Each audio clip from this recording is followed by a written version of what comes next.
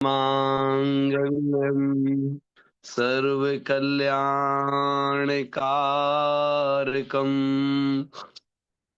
प्रधानं सर्वधर्माणां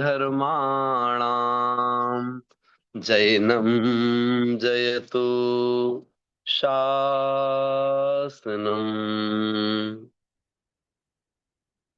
मोक्षमार्गस्य नेतारं भेत्तारं कर्मभूभृतां ज्ञातारं विश्वतत्त्वानां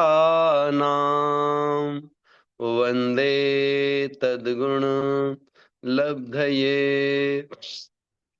पंच परमेष्ठी भगवान की जय। परम पूज्य आचार्य गुरुवर विद्यासागर जी महाराज की जय।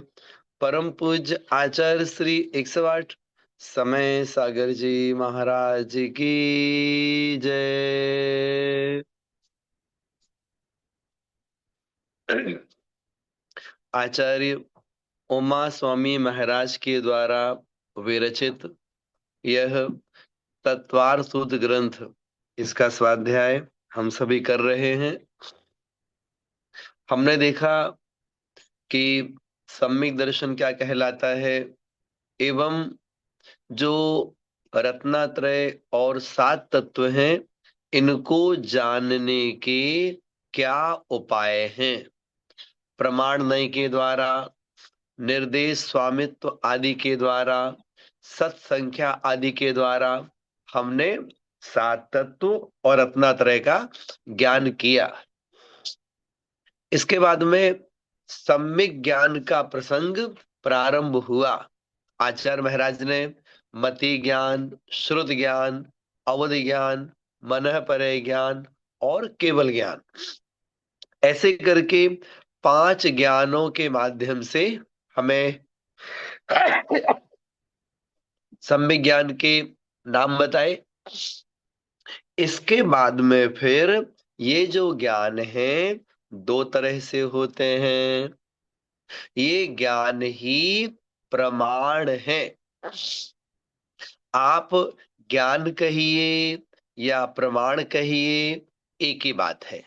हम विषय को स्पष्ट कर रहे हैं। जो 9वें नंबर का सूत्र है, ये हम सभी लोगों ने पढ़ा। इसके बाद में बताया गया कि तत्प्रमाणे, ये जो ज्ञान है ये ज्ञान ही प्रमाण है।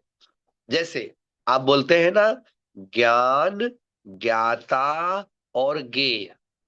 ज्ञान जिसके द्वारा जाना जाता है उसे हम ज्ञान कहते हैं, और जो जानता है वो ज्ञाता, आत्मा, वो ज्ञाता आत्मा कहलाता है। और ज्ञेय, जिसको हम जानते हैं वो पदार्थ, वो ज्ञेय कहलाते हैं।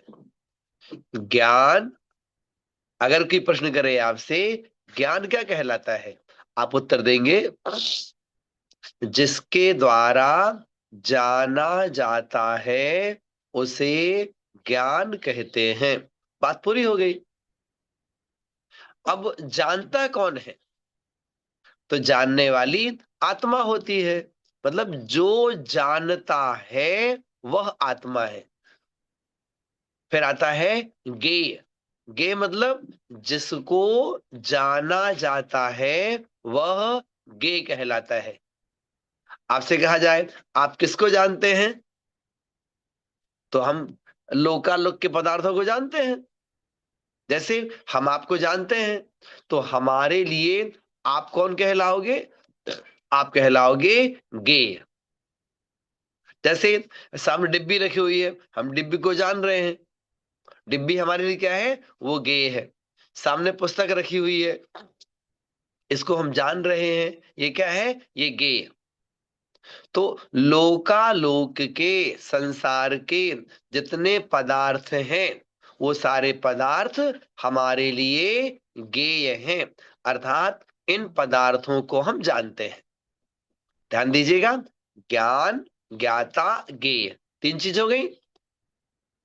इसी को दूसरे शब्दों में और भी कहा जाता है प्रमाण, प्रमाता, प्रमेय। प्रमाण मतलब जिसके द्वारा जाना जाए, वो प्रमाण है ना। और प्रमाता जो जानता है, मतलब आत्मा। आत्मा कौन है? आत्मा है प्रमाता। और आत्मा जिसके द्वारा जानता है वो कहलाता है प्रमाण। फिर है प्रमेय। प्रमेय मतलब जिन पदार्थों को हम जानते हैं, वो पदार्थ हमारी हमारे लिए कहलाते हैं प्रमेय। तो प्रमाण, प्रमाता, प्रमेय, ज्ञान, ज्ञाता, ज्ञेय, ये क्रम से ये पर्यायवाची हो जाएंगे। तो जो ये मति, ज्ञान आदि 5 ज्ञान हैं, ज्ञान कैसे हैं? तो आचार्य कहते हैं ये पांचों प्रकार के ज्ञान प्रमाण है। अर्थात हम किस किस ज्ञान के द्वारा जानते हैं?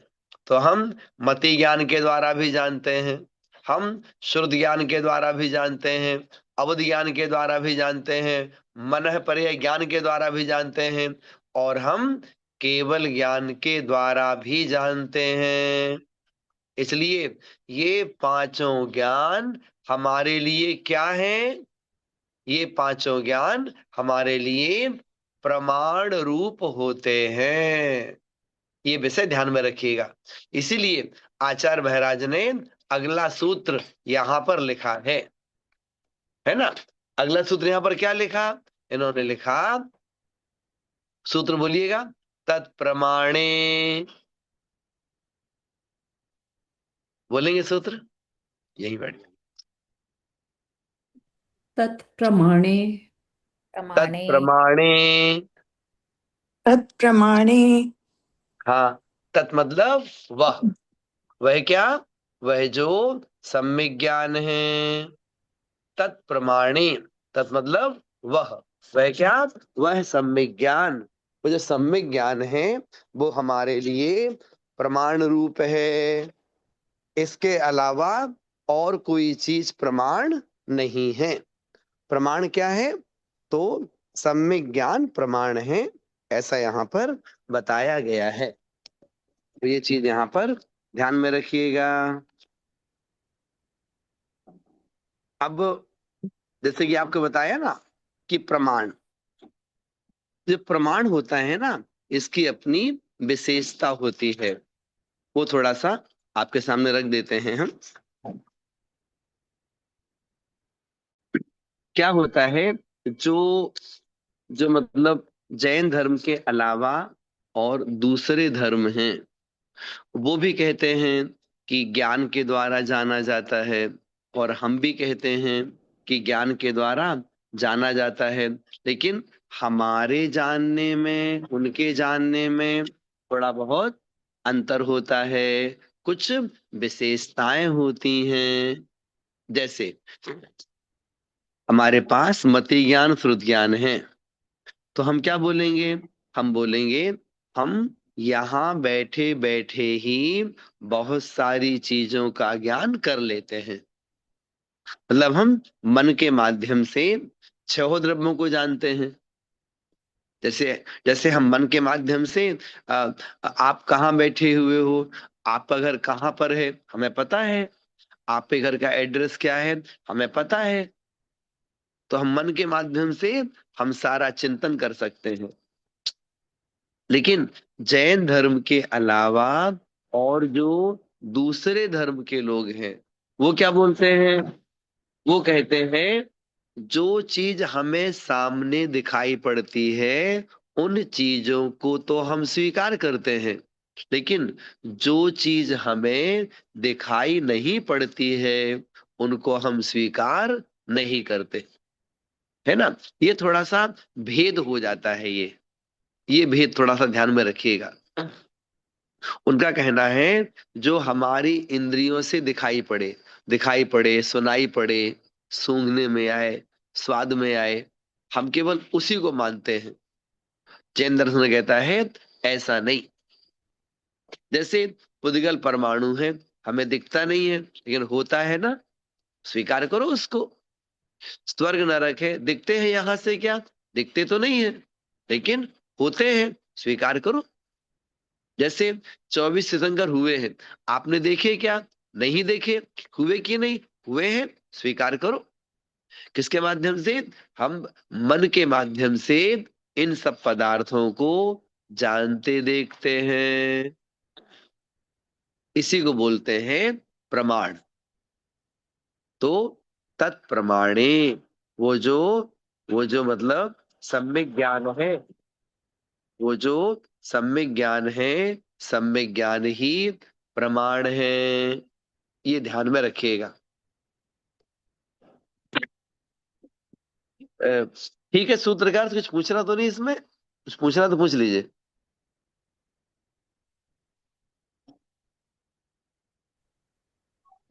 पंडित जी, हमें एक प्रश्न पूछना है। जी जी। जैसे जो अपन ने ऊपर वाला सूत्र पढ़ा था, तो उसमें जो मन परिय ज्ञान है, तो उसमें ना जो मन परिय ज्ञान के धारी जो मुनि होते हैं, तो वो दूसरों के मन में स्थित पदार्थों को जानते हैं। लेकिन जिनके पास मन ही नहीं है, तो फिर क्या उनको नहीं जानते वो? देखो, अ, आपके प्रश्न को स्पष्ट कर दें हम। आप पूछ रहे हैं मन पर्याय ज्ञान, अर्थात दूसरे के मन में स्थित पदार्थ को जानना। विशेषता क्या है? विशेषता ये है, जैसे यहाँ मुनिराज जी बैठे हुए हैं, उन मुनिराज जी के पास में मन पर्याय ज्ञान है ना? और आप किसी चींटी के बारे में विचार कर रहे हो, तो आपके हम्म। पास तो मन है ना।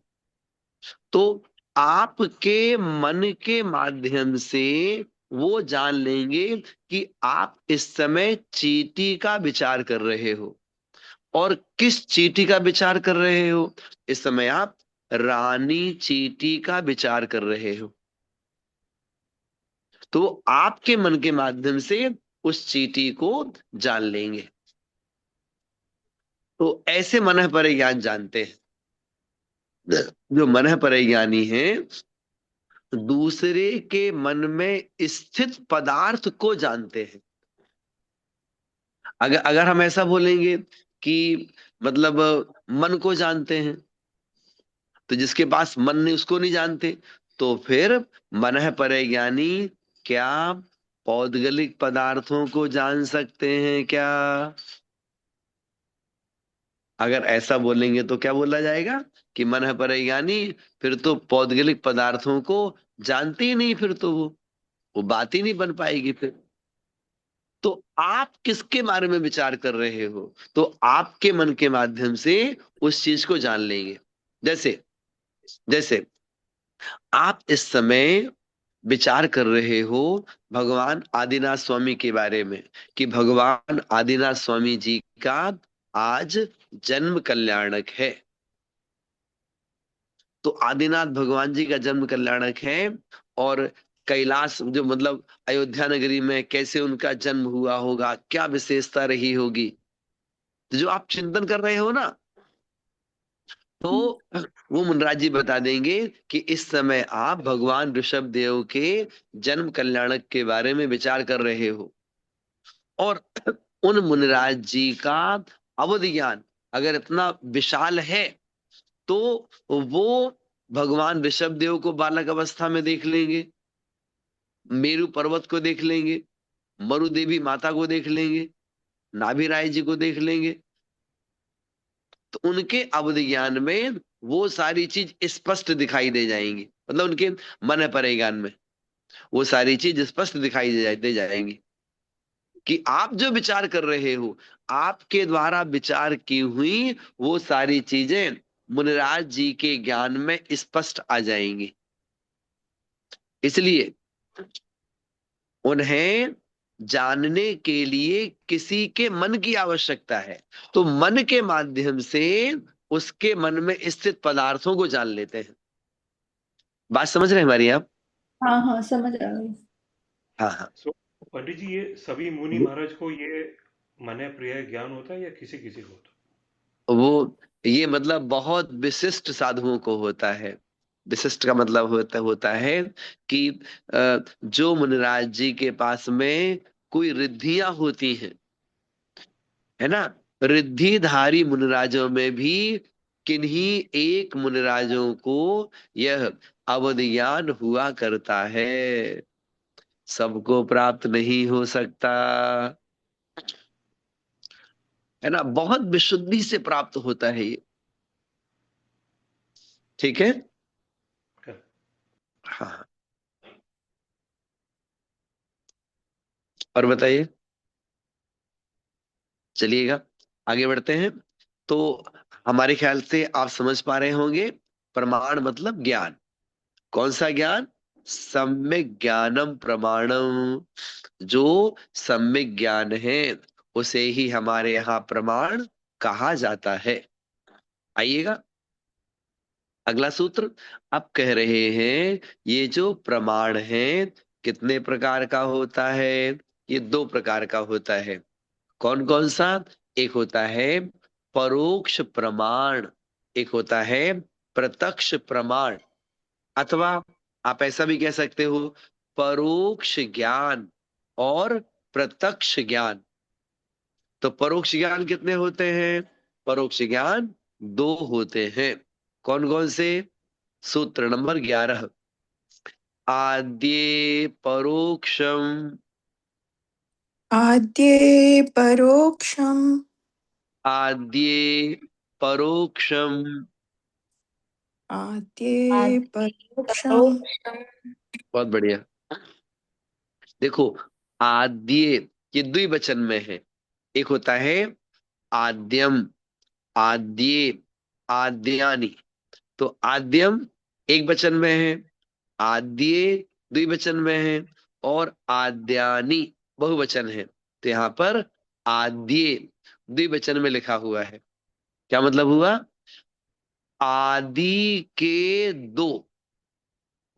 आपको 5 ज्ञान बताए गए थे, उनमें आदि मतलब प्रारंभ, प्रारंभ के दो, मति ज्ञान और श्रुत ज्ञान।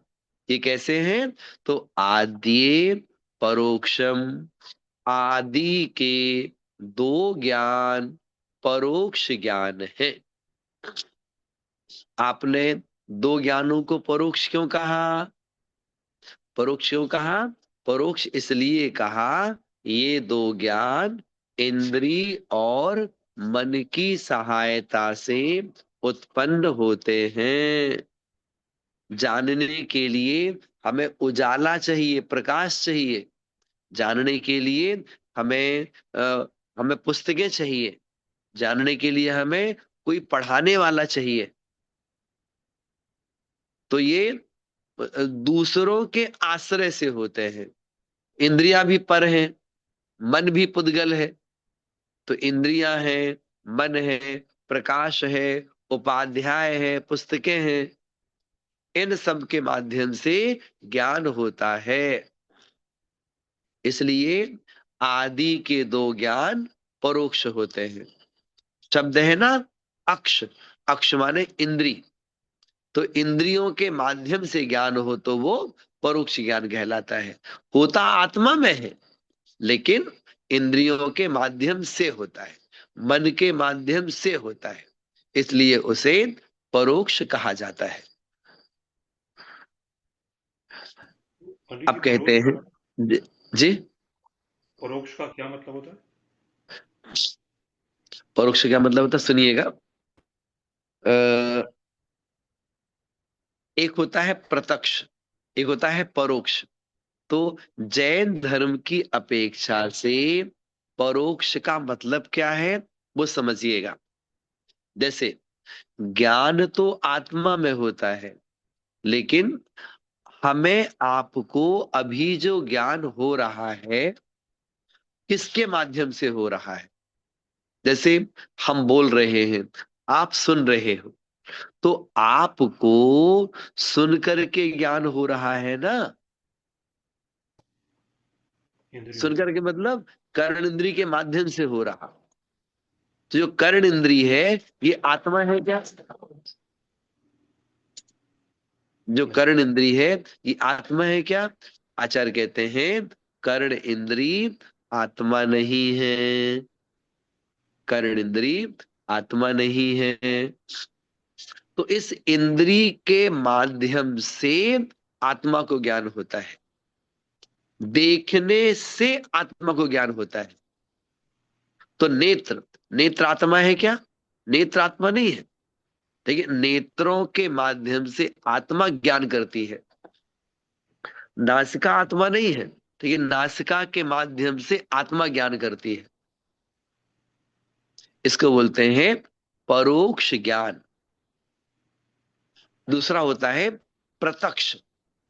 प्रत्यक्ष मतलब आत्मा से डायरेक्ट ज्ञान होना, इंद्रिय और मन की सहायता नहीं है, वो कहलाएगा प्रत्यक्ष ज्ञान। हमने आपको ऐसा क्यों समझाया?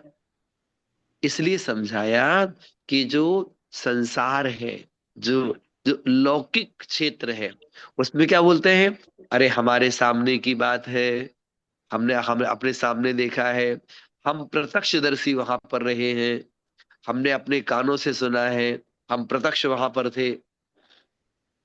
तो लौकिक में अर्थात संसार में प्रत्यक्ष का मतलब यही होता है। संसार में प्रत्यक्ष का मतलब क्या है? प्रत्यक्ष का मतलब है हमारे सामने की घटना है, प्रत्यक्ष हमने देखा है। तो संसार में ऐसा कहा जाता तो है अगर ना? इंग्लिश में बोले तो परोक्ष इज इनडायरेक्ट, प्रत्यक्ष इज हाँ, डायरेक्ट। बहुत सुंदर, बहुत सुंदर। परोक्ष मतलब इनडायरेक्ट और प्रत्यक्ष मतलब डायरेक्ट। ये जैन धर्म की अपेक्षा से है ये। पंडित जी, एक प्रश्न है। जी जी। अम, आत्मा को आत्मा में पूरा ज्ञान है, पूर्ण ज्ञान है, तो फिर उसको ये इंद्रियों की जरूरत क्यों है? मतलब इनके थ्रू ज्ञान क्यों है? प्रत्यक्ष सारा ज्ञान प्रत्यक्ष क्यों नहीं है? ठीक है। आत्मा को जैसे सर्वज्ञानी बोलते हैं ना, हमारी आत्मा। बिल्कुल सही, बिल्कुल सही कहा आपने, बिल्कुल सही कहा आपने। उत्तर आपको देते हैं इसका। जी। जैसे आपने गैस चूल्हा आपने चालू किया आपने, है हम्म। ना? तो जी। आपको रोटी बनाना है, तो बीच में आप जी। तवा क्यों रखते हो? बीच में आप हम्म, सीधे आग पे रोटी नहीं रख सकते। नहीं रख सकते, है ना? जी। तो वैसे ही हमारी आत्मा में अभी ज्ञानावरण कर्म का आवरण पड़ा हुआ ओ हाँ। जी। जी। है ना? तो जी। उस ज्ञानावरण कर्म के आवरण के हम्म, कारण से गैस तो पूरा है, उसका उसको आप तेज करेंगे तो पूरी लौ उसकी मिलेगी हमें, जी। लेकिन पूरी लौ का उपयोग नहीं कर पा रहे अभी, क्यों? बीच में तवा रखा हुआ है। बहुत सुंदर, जैसे, धन्यवाद। हाँ जी। जी। बहुत सुंदर। जैसे हम्म, जी, जैसे सूर्य का प्रकाश है, जी। सूर्य में तो प्रकाश पर्याप्त है, लेकिन नीचे बादल है नीचे। जी। तो बादल जी। होने के कारण से सूर्य का पूरा प्रकाश हमारे पास तक अभी नहीं आ रहा है। जी। वैसे ही आत्मा में पूर्ण ज्ञान है, आत्मा सर्वदर्शी है, लेकिन जी। अभी उस आत्मा पर ज्ञानावरण कर्म का आवरण है। तो वो जी। सर्वदर्शीपना अभी ढका हुआ है वो, जी। लेकिन कुछ ना कुछ तो ज्ञान रहेगा ना। जी। तो बहुत थोड़ा सा ज्ञान है, उसी को बोलते हैं मति ज्ञान, श्रुत ज्ञान, अवध ज्ञान, मनः परे ज्ञान। जी। ये चारों ज्ञान अपूर्ण ज्ञान है ये। और जब केवल ज्ञान की प्राप्ति होगी तो केवल ज्ञान पूर्ण ज्ञान कहलाता है। जी।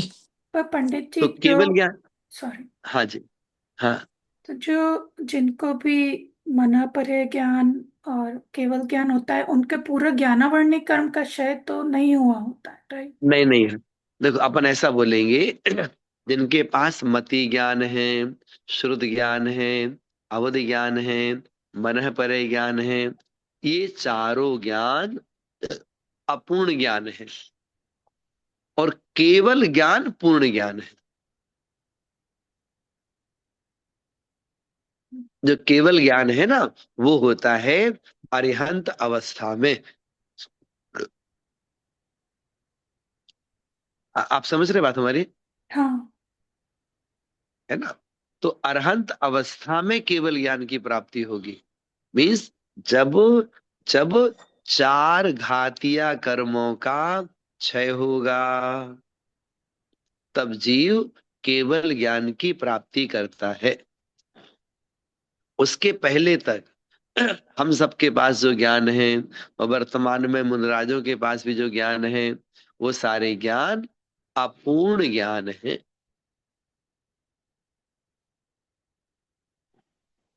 ठीक है ना?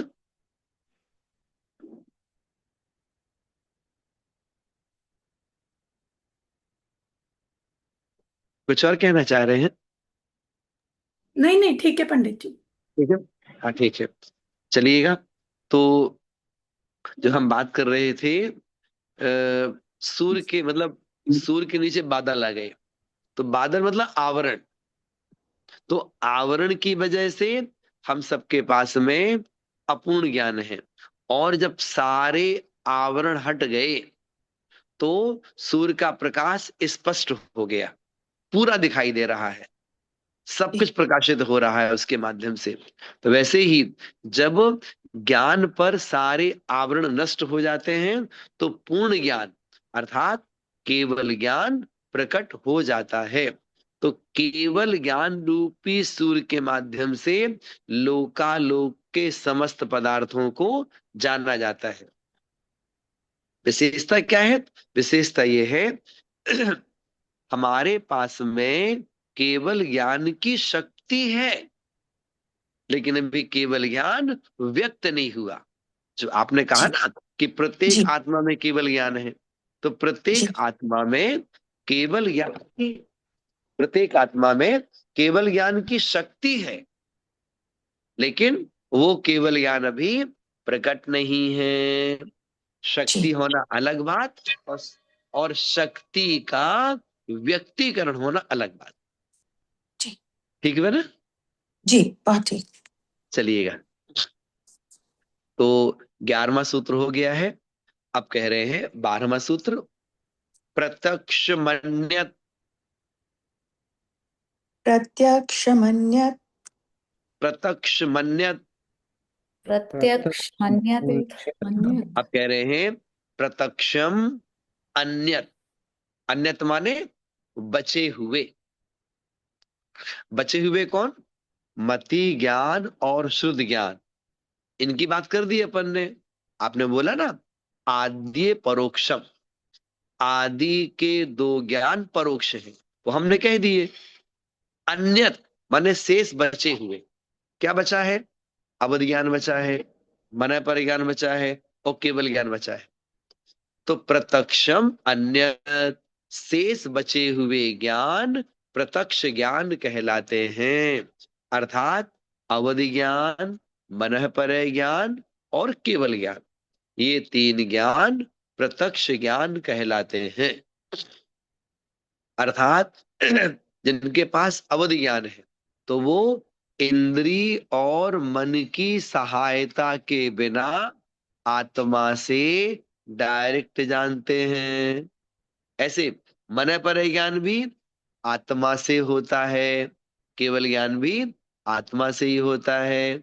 इन तीन ज्ञानों के लिए हमें इंद्रिय आदि की सहायता नहीं लेनी पड़ती है। तो आपने तीन क्यों बताए? एक ही बोल देते, प्रत्यक्ष ज्ञान केवल ज्ञान से बोल देते। तो जो अवध ज्ञान और मन पर ज्ञान है, ये दोनों प्रत्यक्ष तो है, लेकिन अवध ज्ञान और मन पर ज्ञान ये छहों द्रव्यों को नहीं जानते। तो अवध ज्ञान मन पर ज्ञान किसको जानते हैं? ये जानते हैं केवल मूर्तिक पदार्थों को। मूर्तिक मतलब पौद्गलिक पदार्थों को जानते हैं। और हम संसारी जीव भी कर्मों से बंधे हुए हैं, संसारी जीवों को भी जानते हैं। तो अवधि ज्ञान और मन पर ज्ञान संसारी जीव और पौद्गलिक पदार्थ, इनको ही जान पाता है। और जो केवल ज्ञानी है, केवल ज्ञानी छह द्रव्यों को जानते हैं। ऐसे करके इन दोनों में अंतर ध्यान में रखिएगा। आइएगा, एक सूत्र आपके सामने रखते हैं। मति ज्ञान और श्रुत ज्ञान परोक्ष है और अपूर्ण है। फिर सुनिएगा, मति ज्ञान और श्रुत ज्ञान परोक्ष है और अपूर्ण है। अवधि ज्ञान, मनःपर्यय ज्ञान, ये प्रत्यक्ष है लेकिन अपूर्ण है।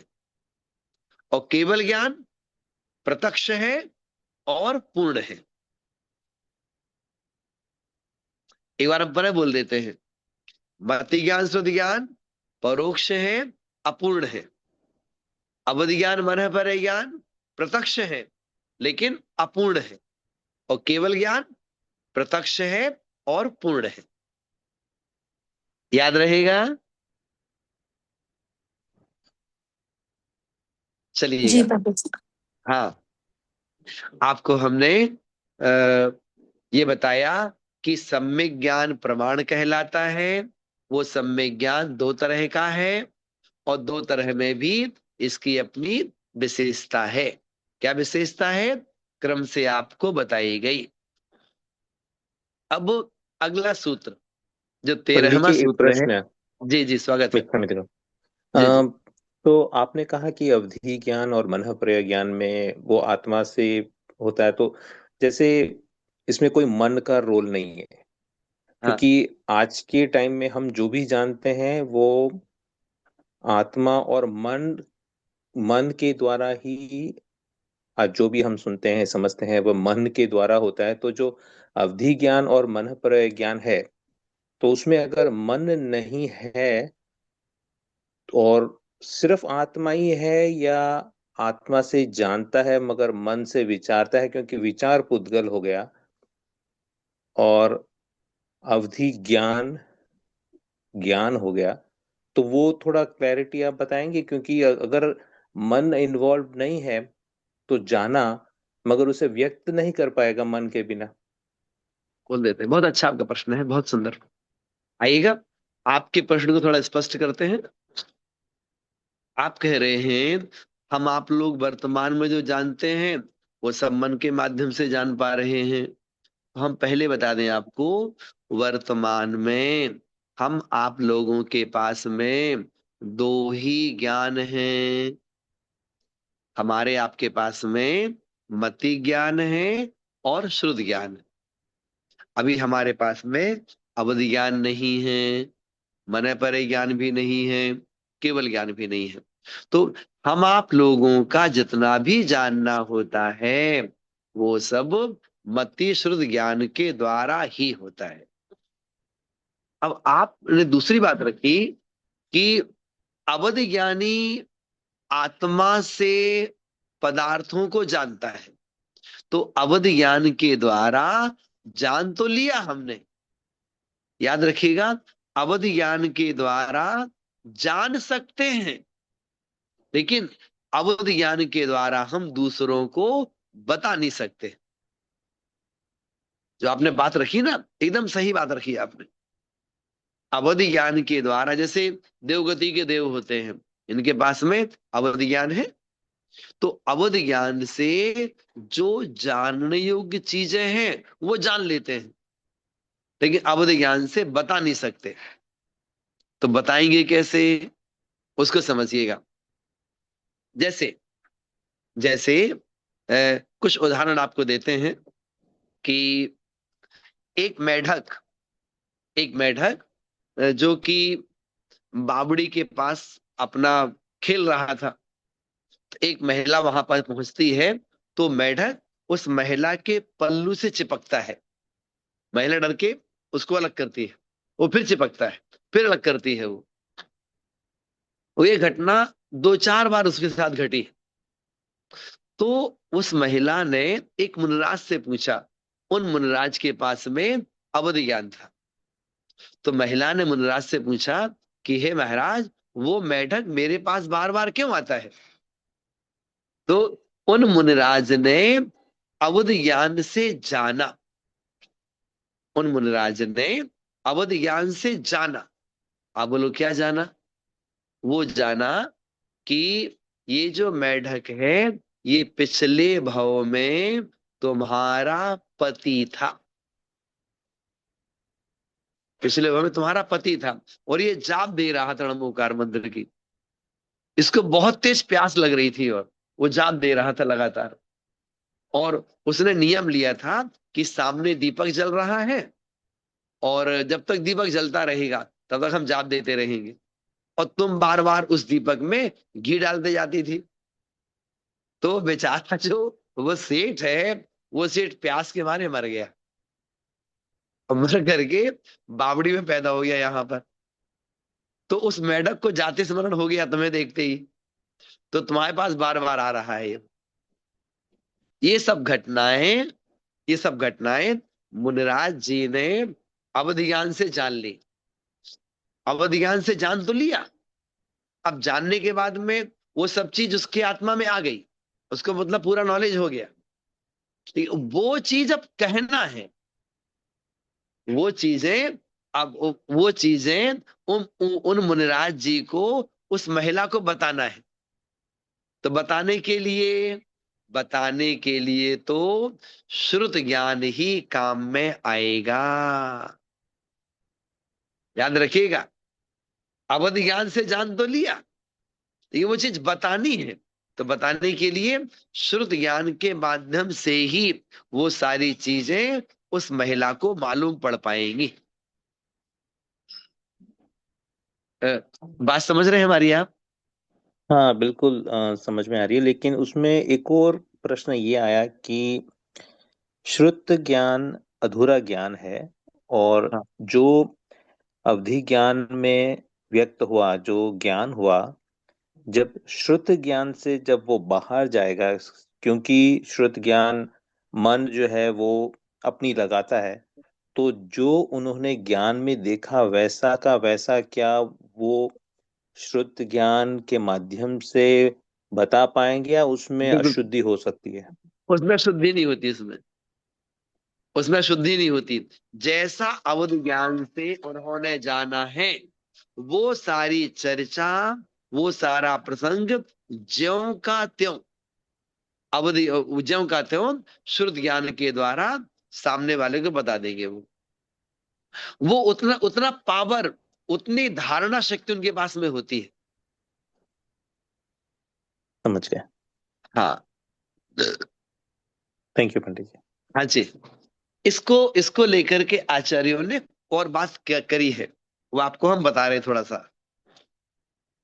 जैसे आपने बोला ना कि ज्ञान दो तरह का होता है, परोक्ष और प्रत्यक्ष। ऐसे ही जो ज्ञान है ना, ज्ञान दो तरह का होता है। एक एक होता है क्षौष्मिक ज्ञान, एक होता है क्षायिक ज्ञान। तो जो अधूरे ज्ञान है ना, मति ज्ञान, श्रुत ज्ञान, अवधि ज्ञान, मनः पर ज्ञान, जो क्षौष्मिक ज्ञान है, ये चारों ज्ञान अधूरे ज्ञान है। और जो केवल ज्ञान है, वो केवल ज्ञान, वो पूर्ण ज्ञान है ना। इसी प्रकार से दो भेद और किए जाते हैं। उन दो भेदों के नाम, एक सेकंड लगेगा मुझे। उन दो भेदों के नाम हैं, उनके नाम हैं, हाँ, उनके नाम है स्वार्थ ज्ञान और परार्थ ज्ञान। दो भेद आते हैं, स्वार्थ ज्ञान और परार्थ ज्ञान। तो यहां पर स्वार्थ का मतलब क्या है? जिस ज्ञान के द्वारा हम जानते हैं, अथवा जिस ज्ञान के द्वारा हम जान सकते हैं, उसको बोलते हैं स्वार्थ प्रमाण अथवा स्वार्थ ज्ञान। और जिस जिस ज्ञान के द्वारा हम दूसरों को बता सकते हैं, उसको बोलते हैं परार्थ ज्ञान। ज्ञान कितने तरह के हो गए? दो तरह के, स्वार्थ ज्ञान और परार्थ ज्ञान। याद रखिएगा, मति ज्ञान, श्रुत ज्ञान, अवधि ज्ञान, मनः पर ज्ञान, केवल ज्ञान, इन पांचों ज्ञानों के द्वारा हम जान सकते हैं। जैसे मति ज्ञान है तो मति ज्ञान के द्वारा हम जान सकते हैं, लेकिन मति ज्ञान के द्वारा हम दूसरे को बता नहीं सकते। दूसरे को बताना है तो श्रुत ज्ञान के माध्यम से ही बताया जा सकता है। और जो श्रुत ज्ञान है उसके द्वारा हम जान भी सकते हैं और दूसरों को बता भी सकते हैं। अवधि ज्ञान के द्वारा हम अवधि ज्ञान के द्वारा हम जान सकते हैं, लेकिन अवधि ज्ञान के द्वारा हम बता नहीं सकते। बताने के लिए श्रुत ज्ञान चाहिए। मनः परिज्ञान के द्वारा हम जान सकते हैं, मनः परिज्ञान के द्वारा आपको हम बता नहीं सकते। बताने के लिए श्रुत ज्ञान चाहिए। तो जो आपने प्रश्न किया था ना, वो प्रश्न हमारे आचार्यों ने इस प्रकार से कहा है कि पांचों ज्ञान स्वार्थ प्रमाण हैं। मतलब पांचों ज्ञानों के द्वारा हम जान सकते हैं, लेकिन जो श्रुत ज्ञान है वो परार्थ प्रमाण भी है। अर्थात श्रुत ज्ञान के द्वारा हम दूसरों को बता भी सकते हैं। ठीक है, इतना विषय स्पष्ट हो गया ना? बिल्कुल, थैंक यू जी, चलिएगा। पंडित जी एक प्रश्न है। हाँ हाँ आपने कहा कि अच्छा, अब मनः पर्याय ज्ञान और अवधि ज्ञान, जिनको ये दो हैं उनको ये डेफिनेटली उनके पास मति और श्रुति तो मति ज्ञान और श्रुत ज्ञान तो है ही, ये चारों हैं। जी जी जी, ठीक बिल्कुल है, सही कहा ओके, आपने। Thank you. जय जिने। हाँ जी, आगे चल करके ऐसा अब आपको पढ़ने को मिलेगा कि जी अगर एक ज्ञान होगा तो केवल ज्ञान होगा, दो ज्ञान होंगे तो मति ज्ञान श्रुत ज्ञान होंगे, तीन ज्ञान होंगे तो तीन ज्ञान में दो ऑप्शन होते हैं, मति ज्ञान श्रुत ज्ञान अवधि ज्ञान, अथवा मति ज्ञान श्रुत ज्ञान मनः परे ज्ञान। और चार होंगे तो मति श्रुत अवधि मनः परे। पांचों ज्ञान किसी को एक साथ नहीं होते। वो चर्चाएं आगे आपके सामने बहुत अच्छी तरह और आएंगी। जी, चलिएगा, अब हम 13वें नंबर का सूत्र पढ़ेंगे। आपने बताया ना 5 ज्ञान होते हैं, उसमें जो पहला ज्ञान है वह मति ज्ञान कहलाता है। तो जो मति ज्ञान है, मति ज्ञान को हम और किस किस नाम से जानते हैं? मति ज्ञान के पर्यायवाची नामों को बताइए। तो यहाँ पर पर्यायवाची नाम कहे जा रहे हैं। ये जो पर्यायवाची नाम है ना, जिस क्रम से बता रहे हैं, आचार्य कहते हैं जिसका मति ज्ञान जितना अच्छा होगा उसके पास में ऐसी ऐसी विशेषताएं और आती जाएंगी। देखिए, मति ही स्मृति ही संज्ञा चिंताभिनिबोध इत्यनर्थांतरम। बोलिएगा।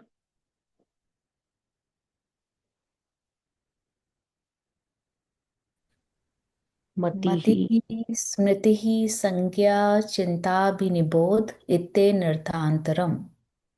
मति ही स्मृति ही संज्ञा चिंताभिनिबोध इत्यनर्थांतरम। इत्यनर्थान्तरम्। जी, क्या कह रहे हैं? हाँ जी, कह रहे हैं मति ही मति मतलब मनन करना। यहां मति मतलब मन से जो ज्ञान होता है उसको बोलते हैं मति, अथवा इंद्रिय और मन से जो ज्ञान होता है वो मति कहलाता है।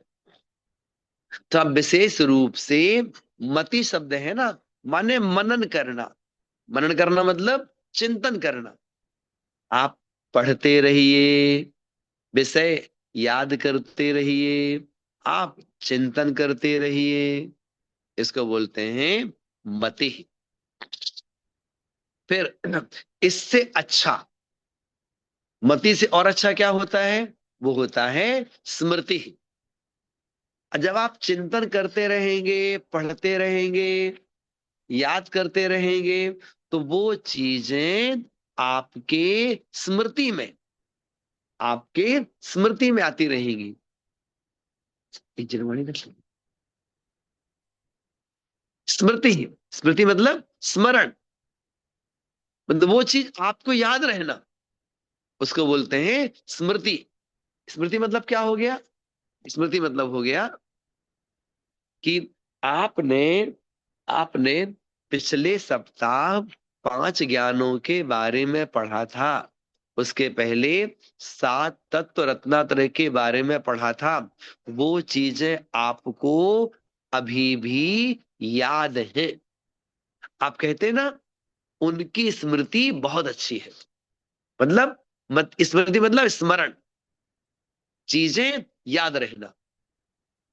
मति मति मतलब चिंतन करते रहिए, याद करते रहिए, और याद करने के बाद में उन चीजों का स्मरण होना। स्मरण होना अलग बात है, और समय पर चीजें याद आ जाना उससे बड़ी बात होती है। ये वो चीज यहां सीखने की है। स्मृति मतलब स्मरण भी आपको रहता है, और आपको समय पर वो चीजें याद भी आ जाती हैं। तो समय पर चीजों की याद आ जाना, किस समय क्या बोलना है, क्या नहीं बोलना है, इसकी समझ रहना, तो ये स्मृति कहलाती है। जैसे आप भोजन बनाते हैं, अब क्या हुआ, आज हम सब्जी में नमक डालना भूल गए, मतलब आपको क्रम याद नहीं है कि भोजन में पहले क्या डालना है, फिर क्या है, फिर क्या है, फिर क्या है। आप भूल जाते हैं। कभी आप नमक नहीं डालते हैं, कभी आप है तो मसाले कम डालते हैं, कभी है तो ज्यादा चीज पक जाती है, कभी कच्ची रह जाती है। कहाँ ध्यान रहता है? तो कहने का मतलब क्या, स्मृति, स्मरण शक्ति अच्छी नहीं है। ये अच्छी कब होगी? जब मति होगी, जब चिंतन होगा, तो स्मृति अच्छी बनेगी। फिर आता है संज्ञा। संज्ञा बोलते हैं पहचान के लिए। संज्ञा मतलब पहचान। इसका मतलब क्या हुआ? इसको आगम के शब्द में बोलते हैं प्रत्यभिज्ञान। इसका दूसरा नाम है प्रत्यभिज्ञान। प्रत्यभिज्ञान का मतलब क्या होता है? पहले हमने किसी चीज का स्मरण किया था, किसी चीज को पहले हमने जाना था, उस चीज को हमने आज पुनः देखा, उस चीज को देखते ही उस चीज को देखते ही हमें याद आ गया, अरे आप मिले थे ना पिछली बार हमें। तो प्रत्यभिज्ञान मतलब क्या हुआ? किसी वस्तु को पहले देखा था, बहुत सालों बाद दोबारा देख रहे हैं, तो बहुत सालों बाद देख रहे हैं, उसको देखते ही याद आ जाना, तो इसको बोलते हैं प्रत्यभिज्ञान, मतलब पहचान। जैसे एक शब्द हमारे यहां पर आता है, वो है जाति स्मरण, है ना। जाति स्मरण क्या है? तो जाति स्मरण भी मति ज्ञान का ही एक प्रकार है। जाति स्मरण मतलब अपने पूर्व भाव का स्मरण हो जाना, अथवा कोई चीज आपने देखी, तो किसी चीज को देखने के माध्यम से आपको पूर्व की याद आ जाना, कि पूर्व भाव में भी हमने ऐसा देखा था। इसको बोलते हैं जाति स्मरण, पूर्व भाव की याद आ जाना। वैसे ही यहां लिखा है संज्ञा, मतलब प्रत्यभिज्ञान। जैसे बहुत से उदाहरण है। जैसे आपने आपने किसी की गाड़ी देखी, कोई कार खड़ी हुई है ना, उस कार को देखते ही आपको अपनी कार की याद आ गई, अरे ऐसे तो मेरे पास में भी है। आपकी कार का रंग ब्लैक है, मेरा व्हाइट है, लेकिन यही कंपनी है। तो ऐसे इसको बोलते हैं प्रत्यभिज्ञान, मतलब संज्ञा, मतलब पहचान। मतलब आपके पास ये चीज है, हमारे पास भी यही कलर है, ये पहचान, इसको बोलते हैं संज्ञा। तो ये भी क्या है, ये भी मति ज्ञान का ही एक विशेष, मतलब चिंतन विशेष है। फिर आता है चिंता। चिंता बोलते हैं तर्क के लिए। तर्क मतलब व्याप्ति के ज्ञान को, व्याप्ति के ज्ञान को तर्क बोलते हैं। उसी का नाम चिंता है। चिंता मतलब टेंशन नहीं, है ना। यहाँ चिंता का मतलब होता है तर्क वितर्क करने की शक्ति होना, वो चिंता कहलाती है। जैसे उदाहरण के लिए, उदाहरण के लिए आप कहीं दूर मतलब कहीं आपने कहा ऐसा, कहीं आपने ऐसा कहा कि जहां जहां धुआं होता है वहां वहां अग्नि होती है। लेकिन जहां जहां जहां जहां अ, अग्नि होती है वहां धुआं हो भी सकता है, नहीं भी हो सकता है। क्या हुआ ये व्याप्ति कहलाती है। ये मतलब ऐसी ऐसी व्याप्ति है ये। इसके बहुत सारे उदाहरण हैं, आपको देते हैं। जैसे अ, रोज जो लोग मंदिर आते हैं, आपके यहाँ पर जो लोग रोज मंदिर आते हैं, अब उनमें से भाई साहब की कार खड़ी है, आप आए अपनी गाड़ी लेकर के, आपने देखा भाई साहब की कार खड़ी हुई है, तो कार देखते ही क्या कहा आपने कि भैया आ चुके हैं, भैया आ चुके हैं। अथवा वहां पर अभी उनकी कार आज नहीं खड़ी वहां पर, तो क्या कहा आपने, अभी भाई साहब नहीं आए हैं। तो एक वस्तु को देख करके दूसरी वस्तु का ज्ञान कर लेना,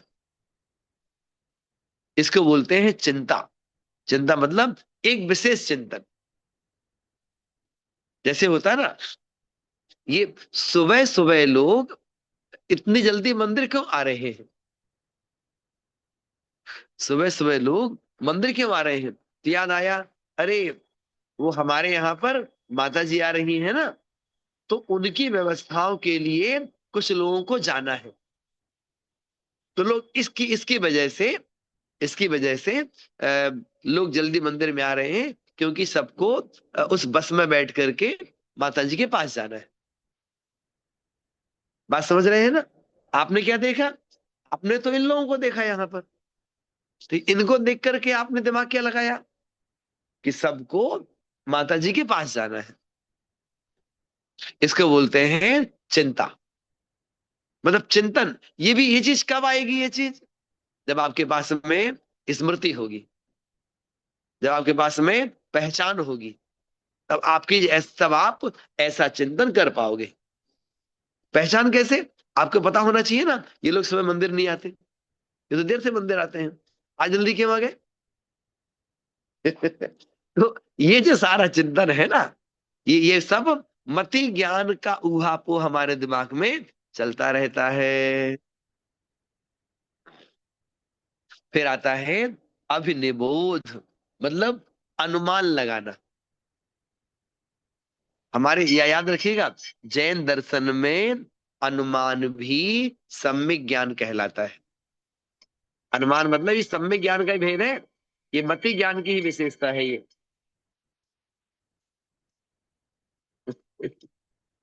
है ना। जो अनुमान है ये भी मति ज्ञान का ही एक मतलब भेद कहलाएगा ये। अनुमान क्या हुआ, जैसे हमने कहा ना आपसे, धुएं को देख करके, धुएं को देख करके अग्नि की पहचान कर लेना।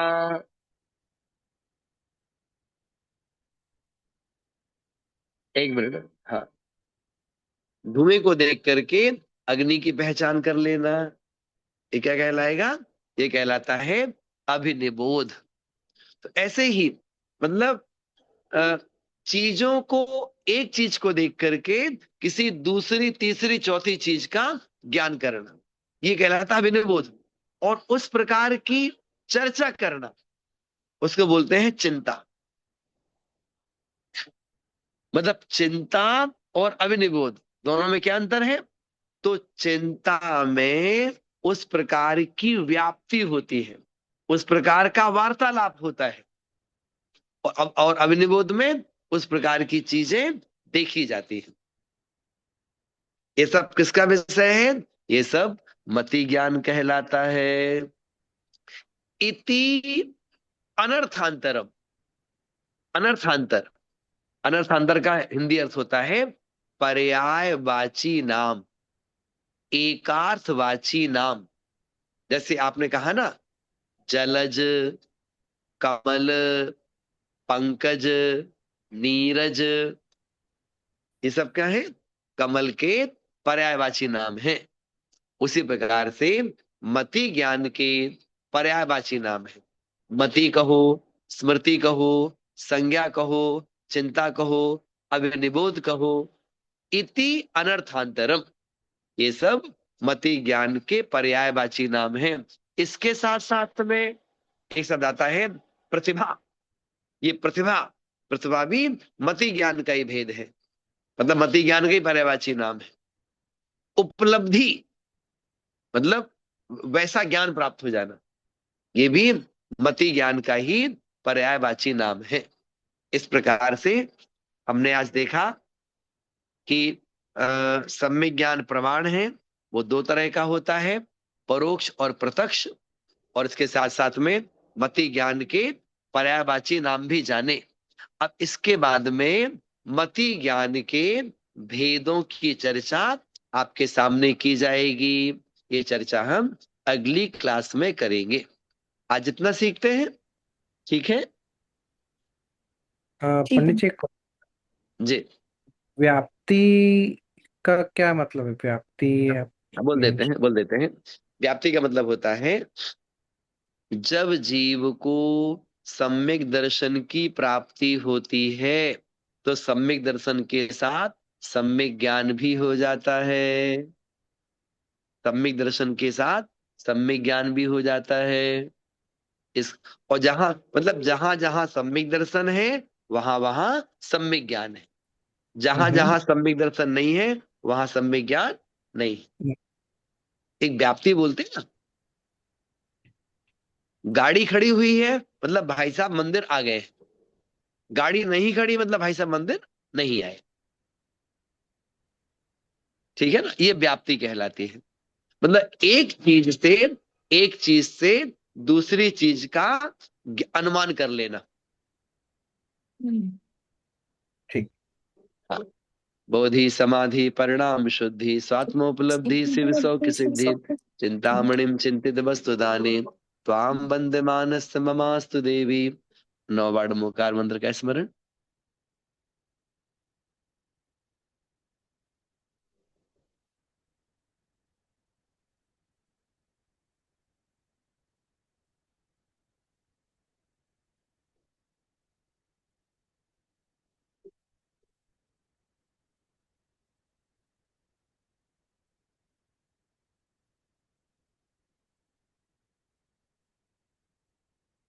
गात्सांग जनवाणी माता की जय हो।